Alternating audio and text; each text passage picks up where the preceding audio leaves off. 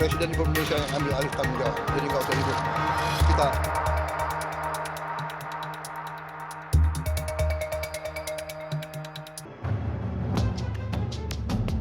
Presiden Prabowo Subianto akhirnya buka suara soal polemik utang kereta cepat atau WUSH yang belakangan jadi perbincangan hangat di publik. Presiden menegaskan ia akan bertanggung jawab soal utang WUSH yang sempat bergulir menjadi polemik bahkan saling lempar tangan.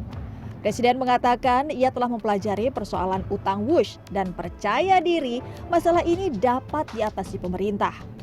Ditegaskan Presiden, seluruh transportasi publik seperti WUSH tak dapat dilihat dari kacamata untung rugi, melainkan bagaimana manfaatnya bagi publik. Ia juga meminta agar hal ini tidak dipolitisasi dan menimbulkan kecemasan rakyat. dan ini ingat ya, ini simbol kerjasama kita dengan Tiongkok.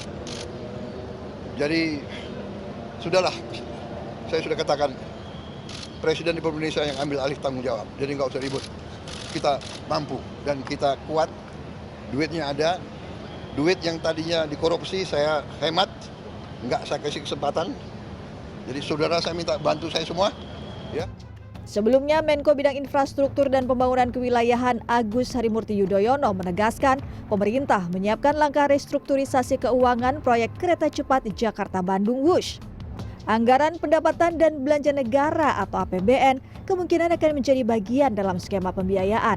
Namun detailnya dibahas lebih lanjut. Saya akan terus berkoordinasi dengan Danantara dan nanti secara teknis dan pelaksanaannya akan kita tentukan berikutnya. Tetapi saya secara khusus juga terus berkomunikasi dengan pihak Tiongkok juga. Diskusi tentang WUSH sebelumnya menghangat usai Menteri Keuangan Purbaya Yudi Sadewa menyatakan pemerintah tidak memiliki kewajiban untuk menanggung utang proyek kereta cepat Jakarta-Bandung atau WUSH. Ia menegaskan tidak akan ada uang APBN yang digunakan untuk melunasi utang kereta cepat. Purbaya menjelaskan pihaknya memastikan posisi pemerintah tegas terkait pembiayaan proyek strategis ini. Selama struktur pembayarannya tertata dengan baik dan transparan, pemberi pinjaman seperti China Development Bank atau CDB tidak akan mempersoalkan. Tapi kalau ini kan kayak ICC di bawah Danantara kan ya. Kalau di bawah Danantara kan mereka udah punya manajemen sendiri, udah punya dividen sendiri yang rata-rata setahun bisa 80 triliun atau lebih. Harusnya mereka manage dari situ, jangan ke kita lagi. Karena kan kalau enggak ya semuanya ke kita lagi. Proyek kebanggaan era Presiden Joko Widodo, kereta cepat Jakarta-Bandung WUSH menjadi sorotan karena beban utang proyeknya yang membebani neraca keuangan PT Kereta Api Persero. Bahkan Direktur Utama PT KAI Bobi Rashidin saat menghadiri rapat dengar pendapat dengan Komisi 6 DPR pada Agustus silam sempat mengakui mega proyek memang menjadi bom waktu bagi perseroan. Kami semua kendala-kendala, permasalahan-permasalahan yang ada di dalam KAI ini. Terutama kami dalami juga ya, masalah KCIC yang seperti yang disampaikan tadi, memang ini bom waktu.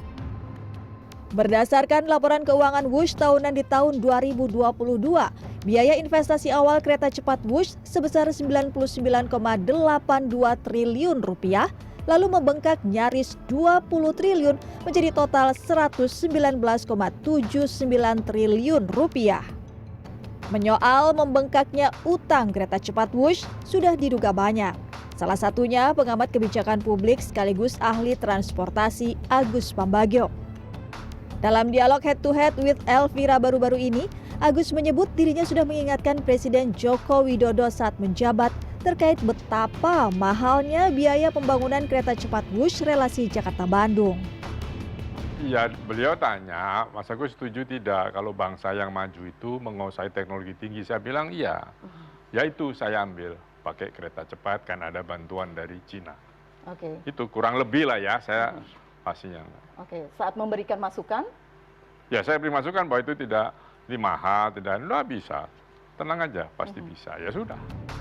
Utang kereta cepat Jakarta-Bandung atau WUSH masih menjadi perbincangan. Pemerintah dan Badan Pengelola Investasi Danantara masih mencari solusi. Atas semuanya, persoalan berlarut ini patut menjadi pelajaran bagi pemerintah sebelum merencanakan mega proyek berikutnya. Jika tidak, integritas menjadi pertaruhan di kemudian hari. Tim Liputan CNN Indonesia.